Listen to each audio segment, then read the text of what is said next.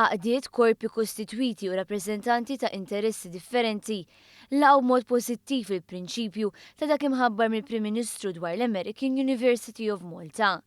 Komuni fosthom kien is-sodisfazzjon għal fatt li l-Gvern sema' u ta' pis li proposti li tresqu f'konsultazzjoni pubblika.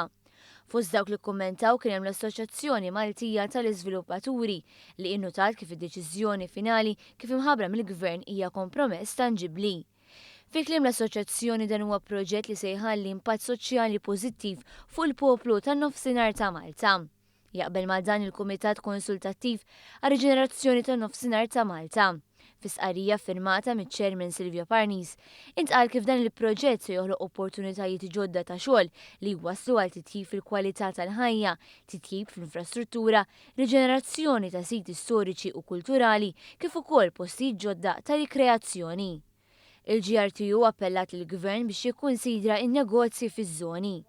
Il-GRTU qed tistenna li kwalunkwe ftehim u kuntratti dwar l-Università ma jagħmlux possibbli biex l-art akkwistata għal proġett tintuża għal żoni kummerċjali. Fil-waqt li dak li jkun iġġenerat mill-proġett jintuża wkoll biex igawdu in-negozji u n-naħa ta' isfel ta' Malta. Il-Fondazzjoni Wirt Artna qalet li din id-deċiżjoni għaqlija se jibbenefika minna b'mod pożittiv mhux biss il-bini storiku li ilu mitlu is-snin imma ir-reġjun kollu tal-Kottonera. Fl-istess waqt il-Fondazzjoni tappella biex l-iżvilupp fiż-żonqor jibqa' wieħed limitat sabiex bekk ikun imħares kemm jista' jkun il-pajsaġġ kulturali. L-Arċisqof Charles Scicluna sqar li jinsab sodisfatt li l-art hija markata għal park naturali fiż-żonqor mhux se tkun iżviluppata.